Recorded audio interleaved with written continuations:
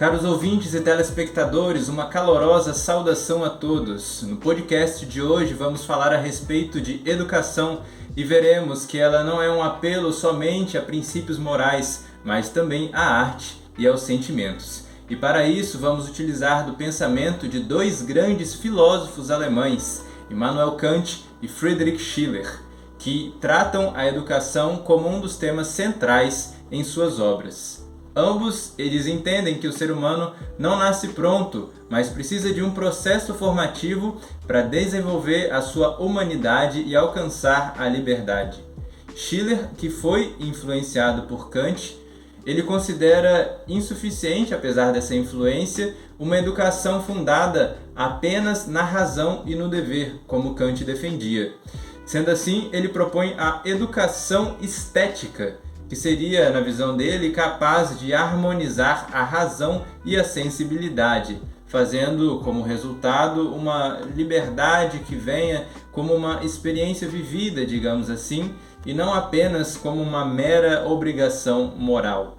Para começarmos o nosso entendimento, a educação, segundo Kant, a respeito da educação, Kant vai dizer que somos a única criatura que necessita da educação. Enquanto os animais são guiados por instintos, o homem precisa desenvolver a sua razão. Sendo assim, o homem nada mais é daquilo que a educação faz dele. Essa é uma célebre frase de Kant.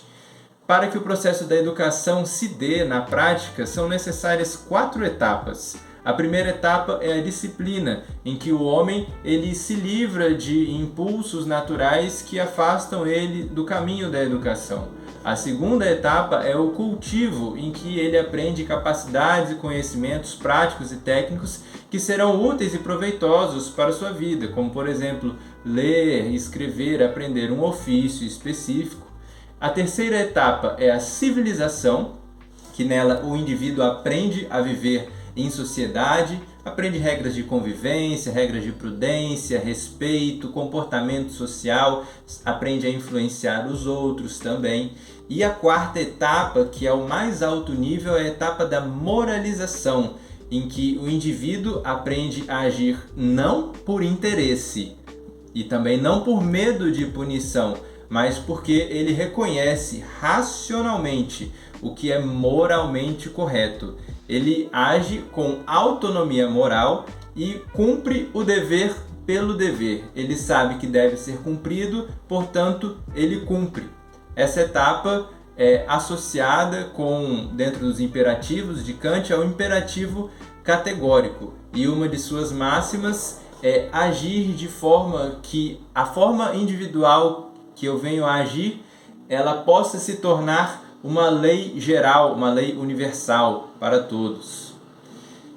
Sendo assim, podemos dizer que o objetivo final da educação kantiana é conduzir o ser humano ao esclarecimento, à saída da menoridade intelectual, ou seja, a pensar por conta própria, sem a influência de opiniões alheias.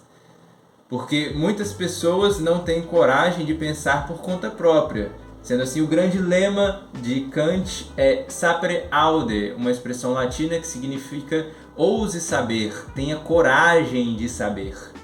E essa educação ela não deve ser apenas restrita ao indivíduo, mas deve ser uma educação cosmopolita, ou seja, levada para toda a sociedade, para que dessa forma seja possível que o progresso de toda a humanidade seja alcançado. Muito bem, vou falar um pouco sobre a Revolução Francesa. Ela se inicia na França no ano de 1789, num período em que a França era o governo francês era monarca absolutista. E esse governo ele dividia a França em 3 classes sociais, vamos dizer assim. Primeira classe, primeiro estado, era o clero. O segundo estado era a nobreza em si, e o terceiro estado era a burguesia, os camponeses e trabalhadores. Esse terceiro estado ele era oprimido pelos 2 estados anteriores porque ele tinha que pagar impostos muito abusivos, impostos para sustentar os 2 demais estados. E havia uma desigualdade muito grande na França nesse período. Então, era uma França com crises econômicas, fome, e essas crises econômicas, essa fome caía sobre o terceiro estado, não sobre os dois primeiros. Então, o terceiro estado, sobre influência do iluminismo, que era a corrente pensante na época, e principalmente com os resultados da Revolução Americana lá nas Américas, decidiram tomar em armas e derrubar esse sistema monarca absolutista. Então eles formaram uma Assembleia Nacional e tiveram como primeiro marco histórico dessa revolução a queda da Bastilha.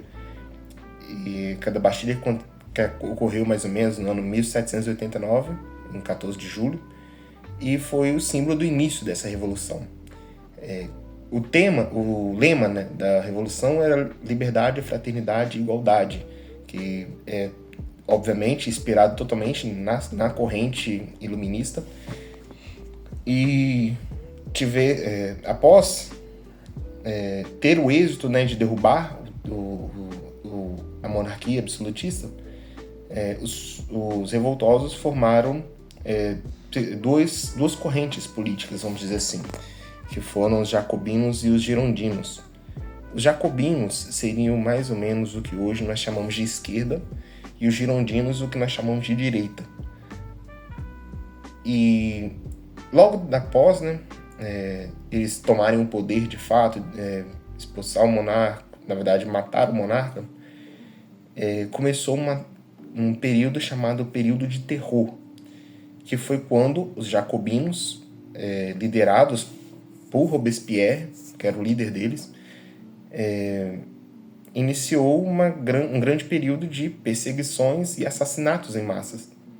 Então, principalmente utilizando aquilo que foi um dos símbolos da Revolução Francesa, que foi a guilhotina, ocorreram diversas execuções, muitas vezes arbitrárias e sem sentido.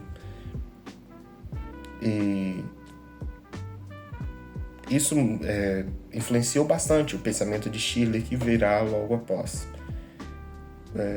As consequências da Revolução foram fortalecimento das ideias de liberdade e cidadania, influência em revoluções pelo mundo todo e ascensão de Napoleão Bonaparte ao poder em 1799, e que também será um grande marco histórico que irá influenciar muitos acontecimentos que virá logo após no mundo, né? Depois desse período.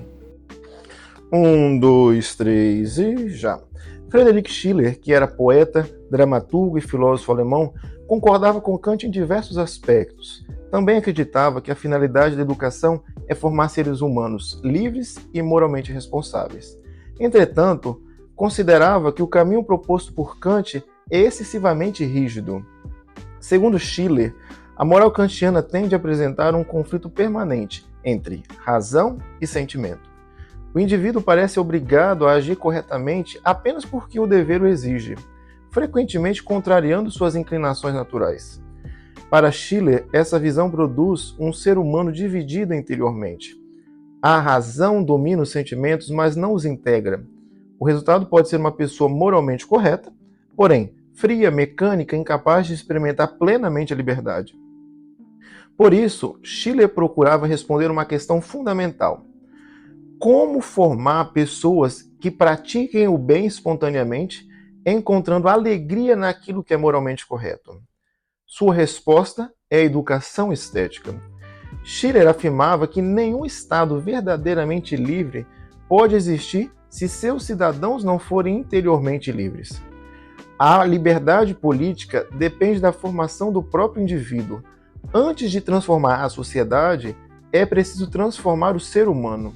Para isso, Schiller atribui à arte e à beleza um papel educativo essencial. Sua proposta não consiste em ensinar pintura, música ou literatura como simples disciplinas escolares. A educação estética representa uma formação integral da personalidade, capaz de desenvolver simultaneamente razão, sensibilidade e liberdade. Enquanto Kant buscava formar o homem através do dever, Schiller pretendia formar o homem por meio da beleza, tornando a moralidade algo naturalmente desejável. Schiller parte da ideia de que o ser humano vive inicialmente em um estado natural, no qual predominam as necessidades físicas, os instintos e os desejos imediatos. O objetivo da educação é conduzir o indivíduo ao estado moral, no qual ele é capaz de agir livremente segundo princípios éticos. No entanto, Schiller afirma que essa passagem não pode ocorrer de maneira direta. Entre esses dois estados, existe um estado intermediário, indispensável, que é o estado estético. É justamente por meio da experiência da beleza que o indivíduo aprende a harmonizar sua natureza sensível com a sua natureza racional. Assim, a arte não é simplesmente entretenimento, mas um instrumento fundamental para a formação humana. Segundo Schiller, é pela beleza que se chega à liberdade. Schiller observava que a sociedade moderna, marcada pela especialização e pela divisão do trabalho, desenvolveu apenas algumas determinadas capacidades humanas. As pessoas tornam-se excelentes profissionais em áreas específicas, mas deixam de desenvolver outras dimensões igualmente importantes da personalidade. O ser humano passa a viver fragmentado, cultivando apenas parte de suas potencialidades. Além disso, Schiller critica o predomínio da utilidade, que é chamado de o grande hilo do tempo. Quando tudo é avaliado apenas por sua utilidade prática, perde-se a capacidade de contemplar, criar e desenvolver plenamente a própria humanidade. Dessa forma, a educação estética tem como missão restaurar a unidade do ser humano, formando indivíduos completos e equilibrados. Continuando os conceitos da educação estética de Schiller, ele vai propor que esta harmonia do homem se dá a partir de 3 impulsos que são inerentes à existência humana. O primeiro é o impulso sensível, que se relaciona justamente à sensibilidade, à experiência física e material do homem com o mundo. O segundo impulso é o impulso formal, relacionado à racionalidade do homem, que tem o desejo de ordenar, de trazer a razão acima da matéria. E o terceiro, e para Schiller o mais importante, o impulso lúdico, que é responsável por harmonizar esses 2 impulsos a partir da experiência da beleza, que fomenta esse impulso lúdico no homem e que tem a capacidade de jogar com eles para garantir essa harmonização. Tendo esses conceitos, essa base conceitual e o contexto histórico da Revolução Francesa, nós entendemos o conceito do homem selvagem, bárbaro e cultivado para Schiller. Homem selvagem eram aquelas massas nos quais a sensibilidade era exagerada e assumia o controle, o impulso sensível. O homem bárbaro era aquele em que a razão, pelo impulso formal, oprime a natureza e, a partir disso, leva a um estado ainda mais perverso para Schiller. E o homem ideal que deveria existir seria o homem cultivado, aquele que consegue verdadeiramente harmonizar esses impulsos a partir da beleza e do impulso lúdico. Por fim, concluímos então que Kant e Schiller verdadeiramente se aproximam em muitos aspectos, mas se dividem e se separam, estão verdadeiramente opostos em muitos outros. Enquanto Kant enfatiza a razão, Schiller enfatiza a beleza. Enquanto Kant propõe o dever pelo dever, Schiller enfatiza a harmonia. Enquanto Kant quer controlar os impulsos, Schiller procura educar os impulsos. Enquanto Kant privilegia a formação da razão, Schiller busca formar o ser humano, especialmente através da sua proposta da educação estética. Desta forma, tomando como contexto também a realidade atual, nós temos como exemplo de um contexto que traz a realidade, especialmente dos conceitos de Schiller, como o discurso de Antônio Bandeiras para o Papa Leão, um discurso recente. Nesse discurso, Antônio Bandeiras vai se aproximar verdadeiramente de alguns aspectos trazidos em Schiller, como, por exemplo, a valorização da beleza, da arte, enquanto uma forma de expressão humana que leva ao enobrecimento da alma. A arte enquanto também aspecto libertador da realidade humana, tanto para Antônio Bandeiras em seu discurso, quanto para Schiller em seu conceito de educação estética. Desta maneira, finalizamos nosso trabalho, agradecemos a participação, a escuta de todos que possa ser verdadeiramente um momento de refletir acerca desses aspectos da filosofia da educação, tão importantes para a formação humana como um todo, mas especialmente tão importante para nós, que buscamos fomentar o conhecimento, fomentar uma filosofia que seja baseada na razão.